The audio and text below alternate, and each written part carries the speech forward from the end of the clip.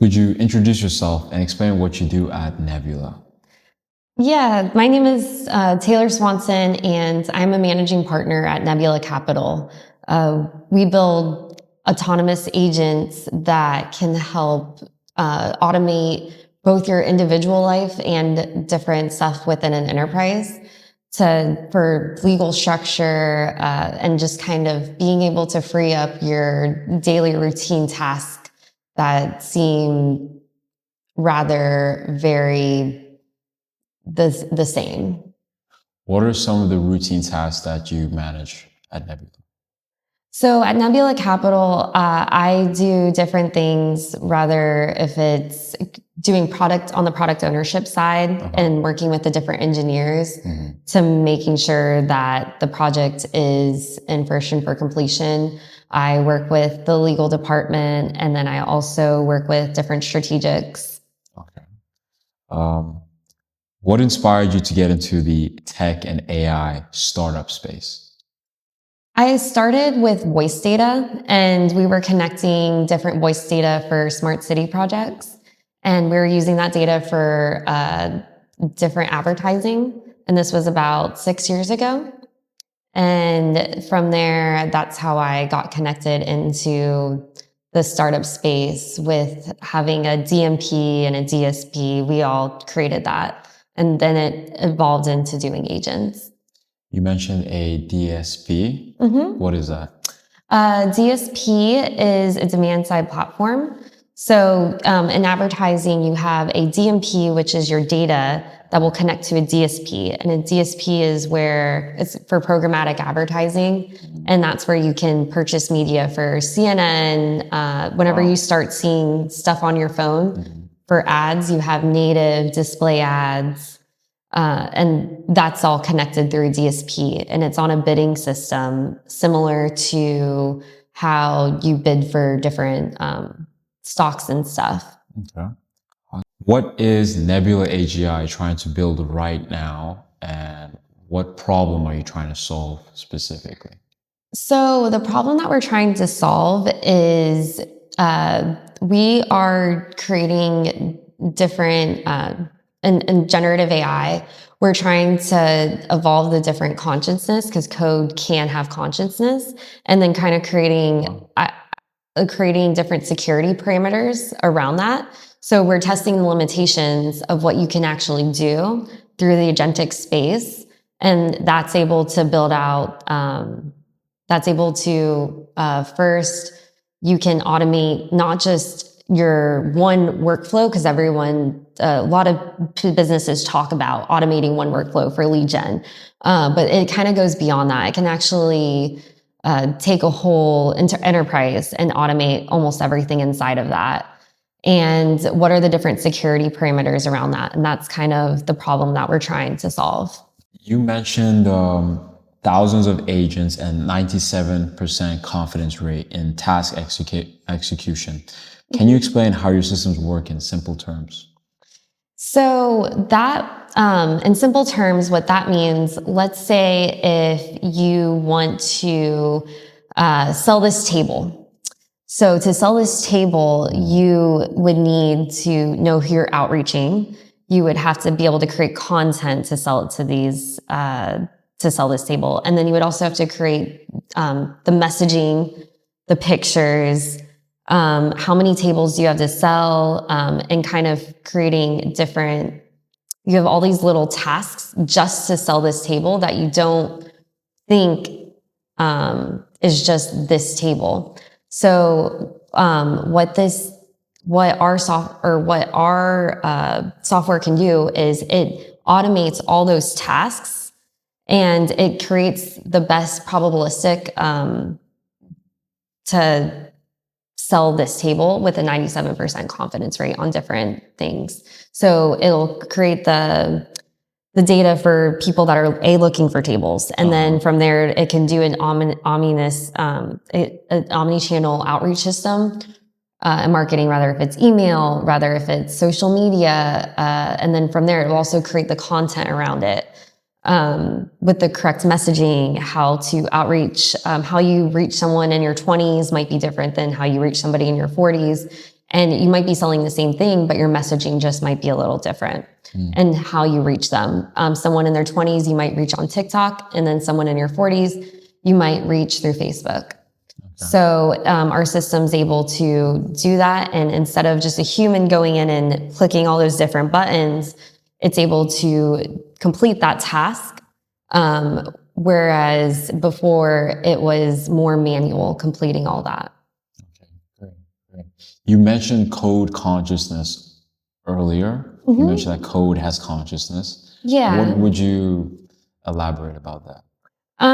So we have a series of research papers that are coming out, and so I would stay tuned for that. Okay. Because those will go into more depth on the different consciousness of code, but it can almost think for itself because you're training the model to think for itself. So AI, you're creating something and you're putting in the different equations for it to be able to think for itself. So that's kind of how code consciousness works in a sense. And so like, what are the different parameters around that? What are your different feedback loops? Are they positive reinforcement? There's all these different statistical equations that you can use for your different feedback loops. And it actually it forms its own opinion, and is able to think. And so that's kind of the different stuff in generative AI, that we're super interested in, because you can use that for health. You can use that for reparative, and if you have brain damage, and you can also use it for so many different applications rather than just a research paper enterprise. Okay. Where do you see Nebula AGI in the next 2 to 5 years? I would say in the next 2 to 5 years, we are going to be able to take different enterprises and be able to automate all the different tasks in different enterprises. And from there, it's going to be able to free up different stuff for creativity and innovation. What made you choose Miami as a base for your startup? I chose Miami because the access to airport, and also it's now a big financial sector. So you start seeing all these huge hedge funds moving here because it is a big financial sector. Like Citadel. Yes. Yeah, like Citadel. So that's why I chose Miami. Is there like a think tank that you were looking for that isn't in New York or New York, Boston, or California? No, I chose Miami because the weather, access to airport, and then my family's from here. So amazing. Do you think Miami has the potential to become the next Silicon Valley? Yes or no, and why? I don't think it's ever going to replace Silicon Valley. Silicon Valley is Silicon Valley. It was during the .com era and it kind of boomed. Yeah. But I do think Miami is going to be a big financial hub, and there is a lot of money moving here. I don't think there is a lack of engineers here, like senior level engineers, compared to Silicon Valley or Austin. But I would say there is more money here that is moving here. I see. So what would you say is the quality of senior engineers living in Miami as opposed to California or New York? I would say that quality is there's less quantity. Okay. There might be some definitely quality engineers here. I just think that there is less quality and less of a pool. But you're able to nowadays you can work remote, so a lot of different things. You can always jump on an airplane if you had to, or if you work remote, then you can always do a Zoom call. Are your employees working remote? Right now, our main base is still in California. And then my other co-founder right now is in Berlin.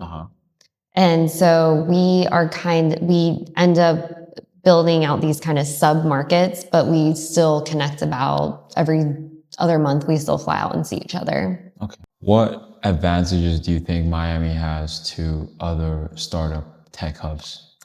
There's a lot And of disadvantages too.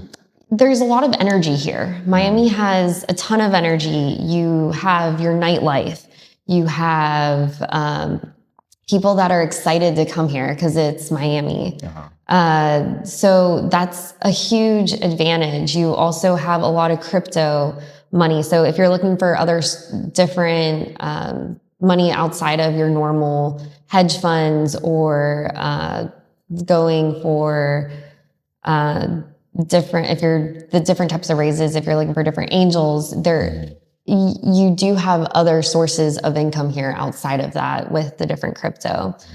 But there are disadvantages. I think that whenever you have a pro, there is a con.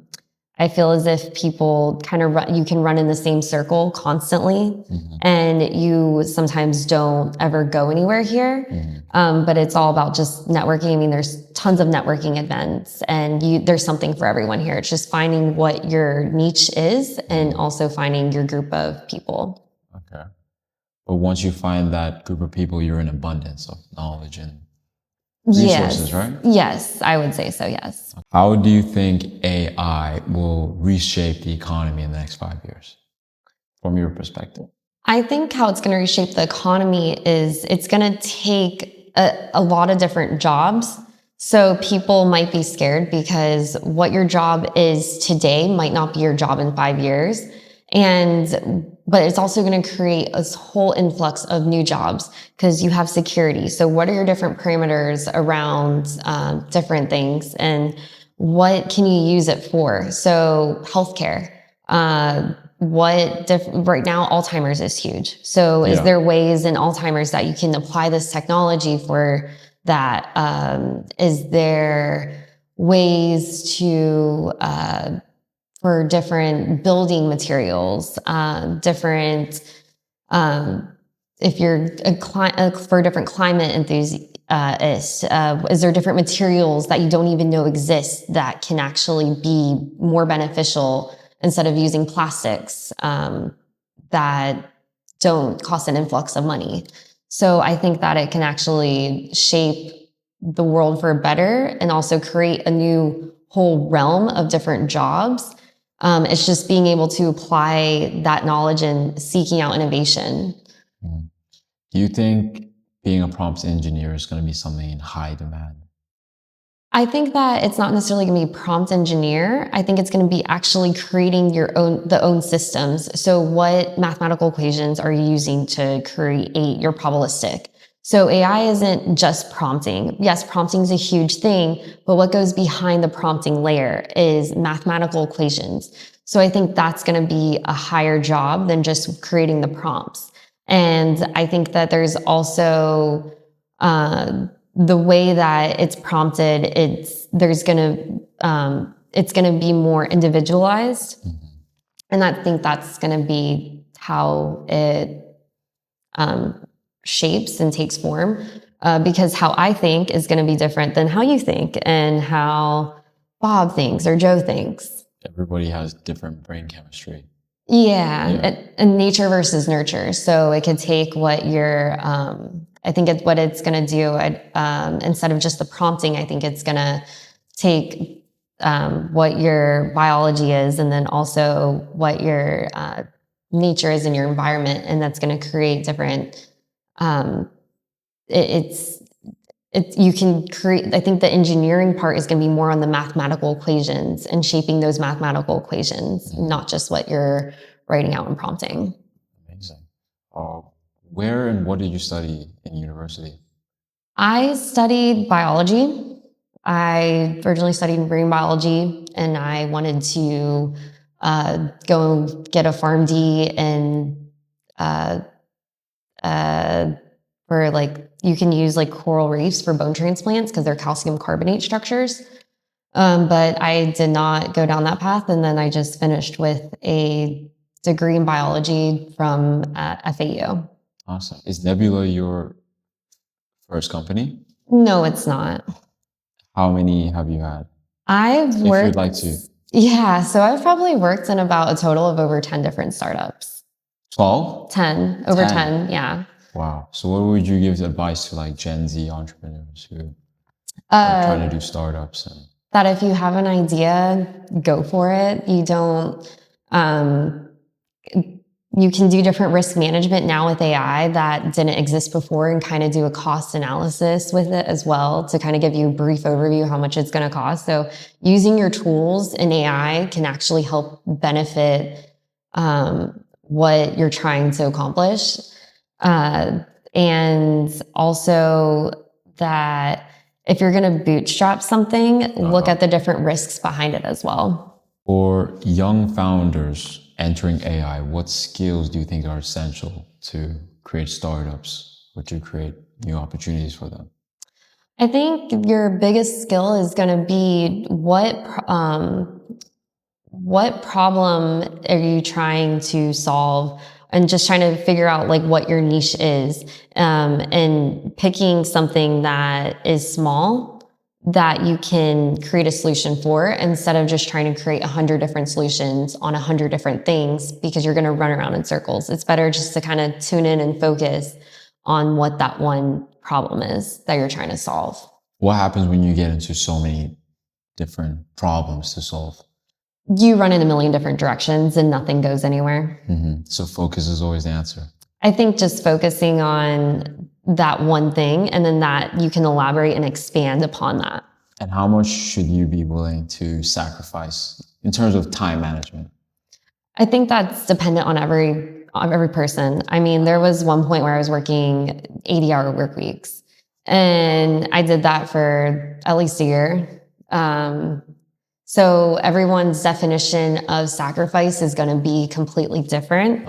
So that's dependent on the person, dependent on the problem you're trying to solve, dependent on what your core values are. I don't recommend doing it for long term because of health, but if you want to accomplish big tasks, it does take sacrifice. What does good execution look like for a startup? How do you know that you're at the point where you should keep going or just get to the next one? I think a good execution is defining what your scope of work is and sticking to that game plan. So if you have a timeline with your scope of work clearly defined out, and then executing that, that's what good execution is. And making sure that you can put the different pieces together. It doesn't mean that you physically have to do all of that scope of work, but making sure that that whole scope of work gets done. So what workflows or tools do you use for productivity, speed in your own life and in your business for more clarity? So created different MCPs on... MCPs? Yeah, for Claude, you can, using Claude and creating different MCPs around that. Creating different workflows on N8N. So little things about, replying to DMs on Instagram. It seems little, but it can actually help free up a lot of time. Instead of scrolling for 2 hours every single day, just replying to everyone's messages, it can filter different prioritized messages. And you can, so N8N, I like Claude, and a lot of them we've kind of coded out ourselves. If somebody wanted to build an AI startup, what would the first steps look like? I think the first steps would be, what problem are you trying to solve with your AI startup? Do you have a problem? Now, do you have a solution for that problem? And then from figuring out from there, are you going to need investment capital for this? How much is it going to cost? Can you fund it yourself? If you can't, then what are your different options for funding? Do you have a team around you that can build it? Or are you trying to build it by yourself? I think doing things in a team is better, because everyone can put in different parts that you wouldn't think of. So how you're going to go from A to B is going to be different than how I go from A to B. And I think having a team is really important, and the quality of that team. Have you noticed a real shift in the type of people moving to Miami from 2020 to now? I have, yes. I used to live down here in Miami about 9 years ago, and I was coming back frequently. And I think the shift it used to be more of a party centered culture. And now I think it's actually becoming a big financial hub. Oh, wow. It used to just be completely tourism and ended up becoming more financially based. I don't think it was completely tourism. I mean, you always had Art Basel here, right? So you had creative culture here, but I just kind of think it's growing and expanding in its own way, especially around the arts and music scene. So I've noticed a lot of people moving from LA to Miami in the music scene. I've also noticed it also becoming a big financial sector that it wasn't before. And what about the influencer scene? Yeah, that's also here. Okay. What motivates you the most on the work you're doing right now at Nebula AGI? What motivates me is creating the different innovations and that don't exist. So inventing things and creating different patents around those innovations is kind of the thing that I get super excited about. My last question to you is, what's your advice to someone who wants to start up a company? I think just go for it. You use YouTube for different things about like what entity structure you want to use. Where do you want to structure your company? Looking up different things for LLCs compared to corporations. Using your tools online because there's so much information out there on that, and also asking ChatGPT, asking Claude, and asking Gemini the best ways to go about it, and then comparing all four of those notes, and then creating your own game plan for that, or your own business proposal around that. Okay, great. Thank you so much, Taylor. This was amazing. Yeah. Thank you. Thank you.